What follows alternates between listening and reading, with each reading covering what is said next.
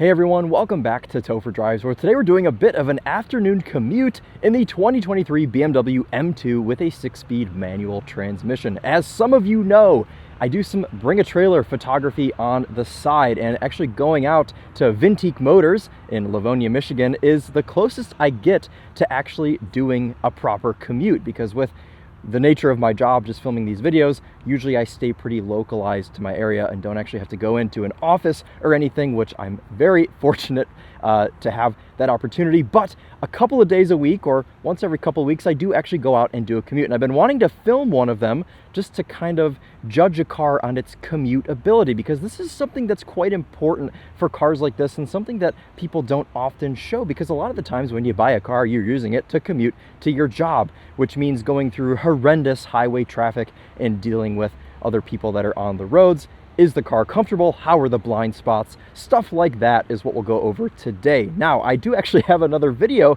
on this BMW M2. Actually, it's not this exact M2. It was slightly different. It had the cognac interior. This one has the carbon seats. And I wanted to go out again and give some more driving impressions on the M2, because the last one was a very raw first impressions video, and I have spent a bit more time with this car now.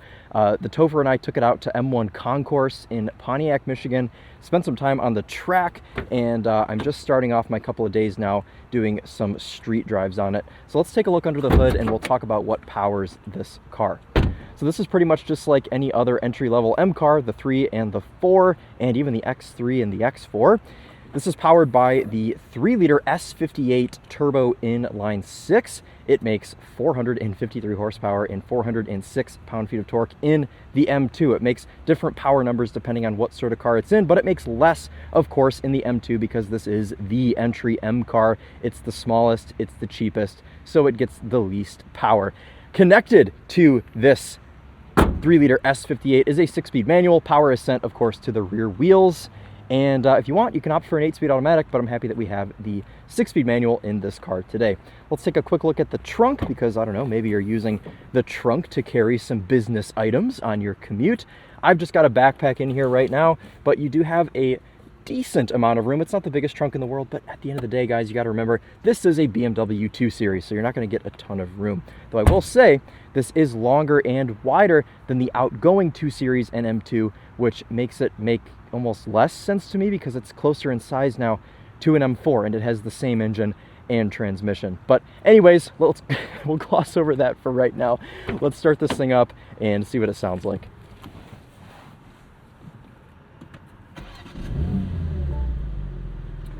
So that's pretty tame. That's our exhaust in quiet mode. We'll open it up here.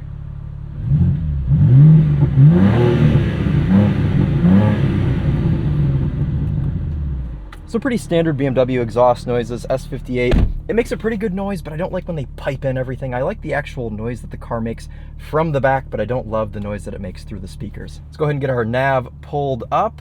I've got a set here to get to Vintique Motors at 115. Should be pretty accurate. Okay, let's go ahead and start our drive. Let's first take a look at this backup camera. Not too bad. Okay. Now, I've been driving a GR86 all week, so I'm still trying to get myself used to this very different experience of a BMW manual. As we know, BMWs have a pretty unique feel to their manual transmissions, and actually an article just came out recently saying that they're killing all of their manuals within the next few years, and I guess nobody's really too upset, but I'm kind of upset because I still like myself a good manual BMW.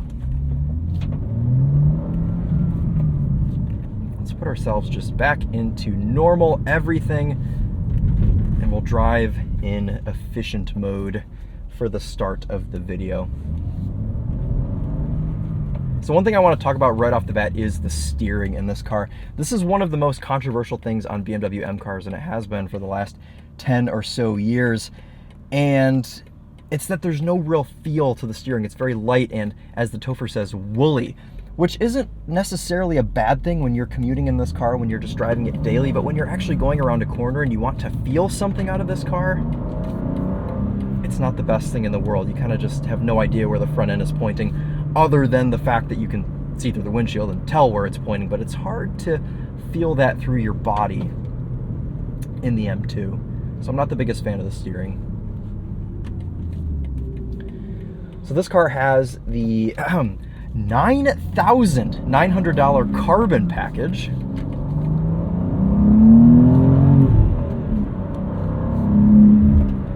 which gets you the carbon fiber roof, carbon fiber trim in the dashboard and the steering wheel, and most importantly, the M carbon fiber seats. That's probably the biggest expense in that package, but 10 grand, let's round it up, 10 grand for this carbon package, which brings the total of this particular M2 to around $73,000. So you can actually get away with getting an M2 in the low 60s if you don't need to opt for these crazy carbon seats.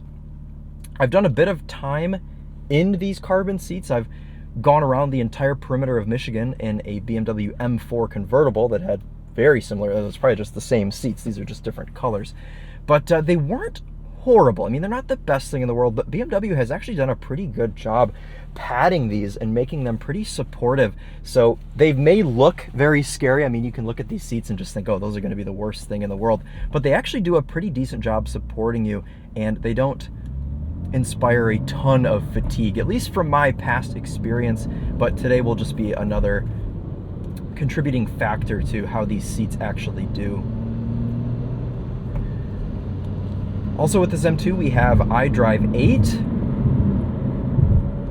which is quite useful on a commute because you can just ask it to do things and it'll do them for you instead of having to go in and distract yourself if you have a semi to your right and oncoming traffic just a couple of feet to your left.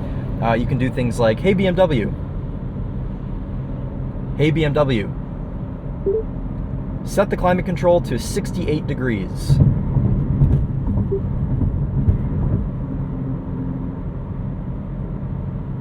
Come on, I'm trying to make you look good, iDrive 8. I'm setting 68 degrees Fahrenheit throughout. There we go. Okay, so it takes a second to kind of think about what you're saying, but most of the time it will get it right. We've kind of come a long way with these talk systems and actually telling the car what you want it to do. Of course, you can use that function for entertainment purposes, for your media, your radio, whatever, and it'll do all of that. You can actually go even further in the 7 Series, the new G70 body 7 Series. You can ask it to open doors and lower the theater screen and all sorts of things. It's a pretty basic level in this car, but basically what I'm trying to say is, even though this is very dependent on using this iDrive 8 touchscreen, you don't necessarily always have to go into the climate menu and distract yourself from the road. So that's pretty nice, and that's something that'll help you when you've got a million things happening around you. Also, this S58 really calms down when it's at lower revs without the exhaust. Turn to loud mode, of course. We do also have auto rev matching in this car, which helps. A couple of things that aren't super quiet in the M2, the Michelin Pilot Sport 4S's. They're a bit loud, but I will give them a little bit of an excuse. We were on the track with this car yesterday, so they are a little bit heat cycled. They've done some things, so they're a little bit louder than normal. But regardless, it is a louder tire in general, so keep that in mind when you're thinking about the M2. I mean, it's an incredible performance tire, but as you can hear, it does make a bit of noise. Wind intrusion doesn't seem to be too bad. I think it's all really road noise, what I'm getting in here. Wind and actual engine and just other noises in this car aren't too bad. It does have a rattle, actually, in the dash, which I'm not hearing right now, which is amazing because it is the most irritating rattle. Actually, you know what? I do hear it a little bit. I don't know if you guys can hear it, though. It sounds like somebody has a bowl of Rice Krispies behind the cluster, and they're just shaking it. And it was really bad yesterday when it was raining, so I wonder if there's something to do with humidity that kind of tightens and loosens it behind the dash. All right, why are we going so slow? Because I'm talking and I'm not thinking about passing. Good passing power in 6th gear, even from 55 miles per hour. You're able to get it done. Driving to all this traffic reminds me that I need to make a video soon just talking about what it's been like to drive on public American roads lately, specifically here in Michigan. It's kind of tense out here. It's really kind of like terrifying. Like, I should be making a lane change right now, but I'm afraid if I do, this guy's gonna get out and shoot me or something. So I try to be pretty cautious with just giving everyone their room, letting everyone be a hero, and just being defensive with things. But, you know, people are really tense right now. People are anxious, and you never know like what's going to set somebody off, because the littlest things set people off, and it's really, really like honestly terrifying. At 60 miles per hour, we're revved at just about 2,000 RPM. So if your commute consists of 55 mile an hour roads, there you go.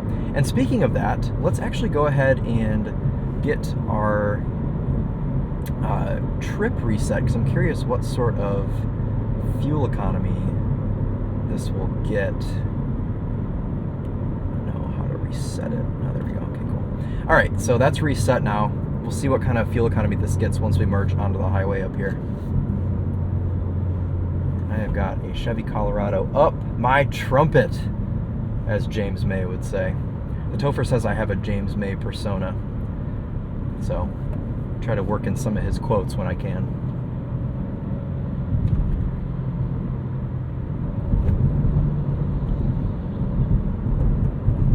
All right. Very bumpy section. Let's talk about the ride.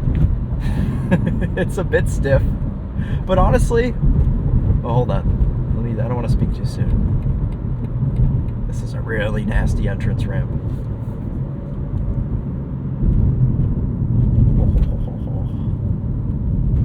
Yeah, it's pretty stiff, but it's nothing beyond what I would expect for an M2. I mean, think about an acceptably stiff ride for a performance car, and that's just about what you get in this. It isn't too crashy. You don't hear a ton of road intrusion when you're going over the bumps, but you definitely feel it, and these good old carbon seats definitely don't help for that. So if you're worried mostly about comfort, opt for the regular seats, and you'll save a bunch of money while doing so. But these seats are really cool. I'll give BMW that. They did a great job just making these a very cool and appealing option in the M2, M3, M4, and M5. I think you can get them in like pretty much everything now. So,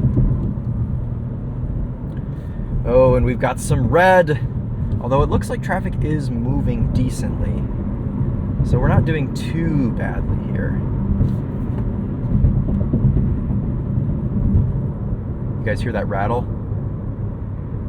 Watch out, object on road ahead. Thank you, Jeeves.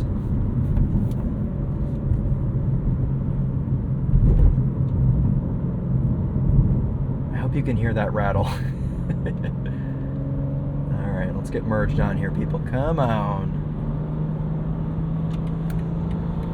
Ooh, heavens. This is the kind of thing I'm talking about, okay? There's a semi here that sees 5 cars merging on. There's nobody next to him, and he proceeds to just drive. I understand that he has the right of way, but why can't people just be polite? Like, what is the issue with that? Anyways, so this is kind of the nature of 275 right now. That is where we should be over there, but it's down to the 4 lanes only on this side. So that direction, they've got 2 lanes, and they must be the ones moving 18 miles per hour. And we've got 2 lanes over here on this side, and it just makes for lots of irritated people that don't want to be on this highway but have to be. So you really have to be on your toes here. Make sure you're paying attention. My hand is sweating. It's also really hot out. It's 86 degrees outside today, so I've got the AC going in here. Looks like we're doing around 25 average, but I did have to give it a little bit of a boot full there, getting on the highway. So let's talk about once you're actually on the highway, what sort of things do you have to help you? Well, in this particular M2 with a 6-speed manual, there's nothing. You don't really have anything to help you out here. Of course, you have cruise control, but it is just cruise control, or you can set a speed limiter, but that's it. You don't have what BMW calls active cruise control, because you can only have that if you opt for the 8-speed automatic in the M2, which I think is kind of weird, because I drive plenty of manual transmission cars that have adaptive cruise control. So why can't BMW give you adaptive cruise control in the manual car? I don't really have an answer to that, but all you need to know is that they don't give it to you. So if you want adaptive cruise control for your M2, you gotta opt for the 8-speed. And that isn't such a bad thing, because the 8-speed is a pretty good transmission. Nothing really to help you here if you're in a tense traffic situation and you want the car to do all the work for you.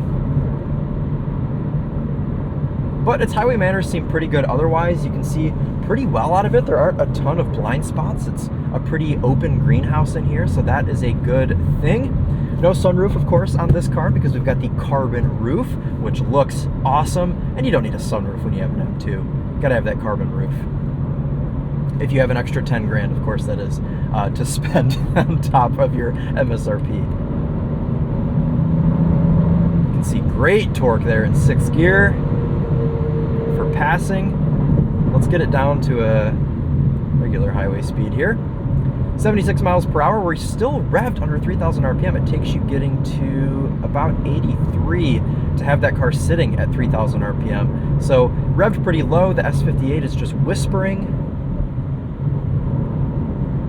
So that is all good. Curious what the boys set up M1 mode as. I don't know what this is. Here we go. Okay, M1 mode. Oh, I passed it. Sport engine, sport suspension, comfort steering, and sport traction. Okay.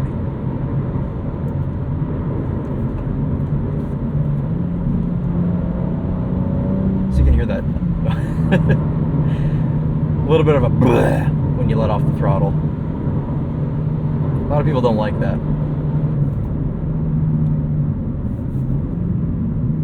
That auto rev matching is a treat. Look at all the stickers on this Subaru. Oh my goodness. That may be a record. What do we got? We got 5K. Does that say Ligma? No, it can't. Can't say Ligma. I don't know. I'm gonna crash into the back of them trying to read their novelty stickers. Okay, so this is actually good. We could do kind of a traffic test here with the M2. What's it like? What's clutch engagement like? How is it to go from stopping and starting and stopping and starting? Well, what I will tell you is that we do have auto start stop. I have that turned off because I don't like to do that with manual cars. It's a little bit irritating just having that extra factor when you're just trying to take off. Super light clutch. It's a pretty defined grab point from the clutch as well, so you're not really searching, so it makes it easier to drive in traffic. Of course, no manual is ideal, but one with light controls and simple controls is always good, and you definitely have that here with the M2. It's not a hard manual. You can get yourself downshifted smoothly if you need to drop down to second. We're all good here. So we actually dropped a couple minutes off the ETA, but now it is growing again. This area is always trafficy because this is where the highway splits. We're gonna get onto 96 now. I will say I don't feel really nervous in this car as far as worrying I'm gonna hit it on something or it's too wide for the lane or whatever. It's still a good enough size to where you can drive it in traffic and not feel like you're in an Aventador, which is a good thing.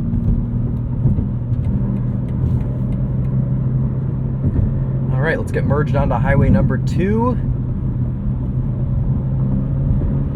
with our dashboard rattling, our exhaust burbling, our S58 purring along like a sewing machine.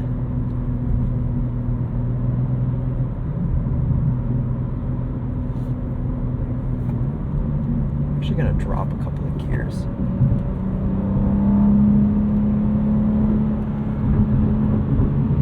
On, people.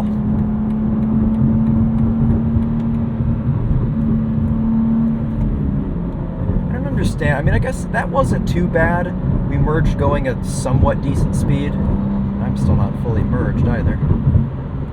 God, this is just dreadful. I don't understand why people can't just merge going highway speeds. That's what's the most frustrating for me.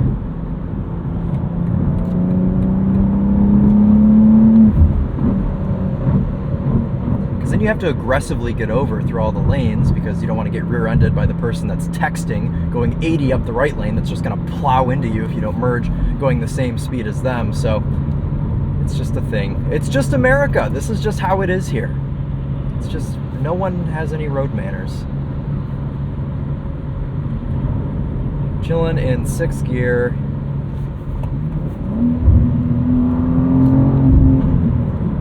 Man, and that rev matching is quick, allows you to drop down very quickly if you need to make a very sudden pass. It's good for that.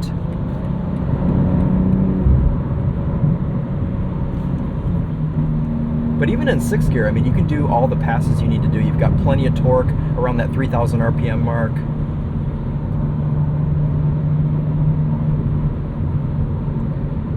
And I have not had any chance to use cruise control because we've just been in solid traffic the whole time. And that's where that adaptive cruise control would come in and would be nice with the 8-speed automatic car. Plus, if you're buying this thing to commute anyways, you don't want the 6-speed manual. You want the automatic. But what I'm telling you, what I'm trying... Watch out.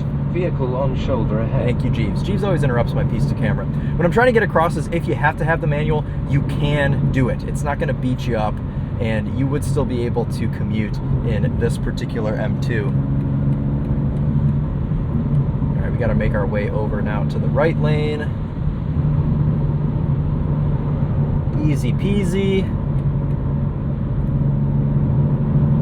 Let's get ahead of this shipping container on wheels.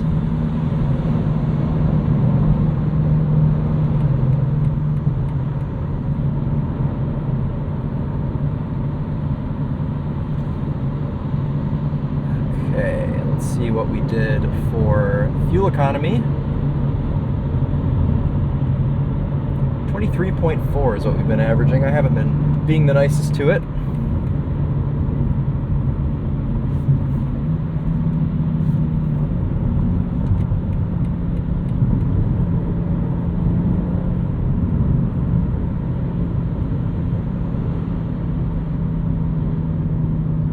Okay, well that's going to wrap up our highway portion. I've only got 2 minutes until I arrive here to my destination.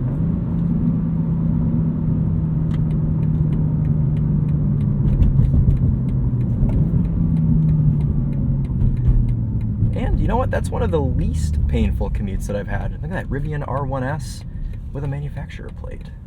And I'm actually okay in these seats. I'm pretty snug, but I mean, that was only like a 30-minute commute, so nothing too serious.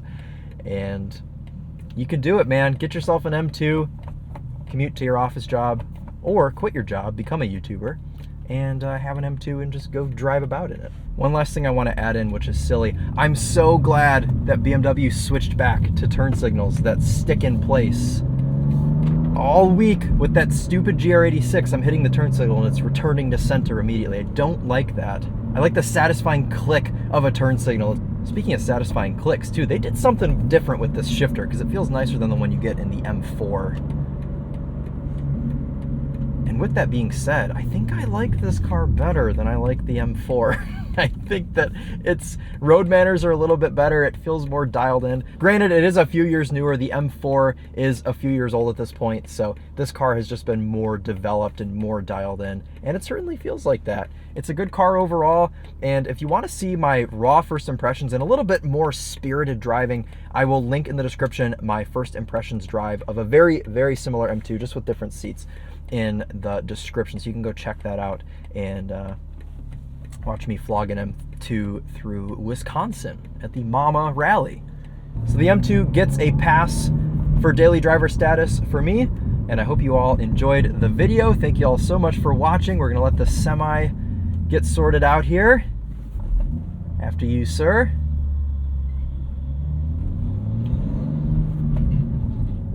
And we're gonna pull into Vintique Motors here, and we'll wrap it up.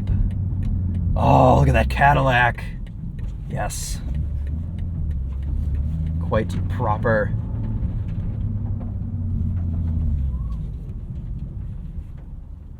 All right. Man, that is sweet. All right, cool, guys. Thank you all so much for watching, and we'll see you in the next video. Take care.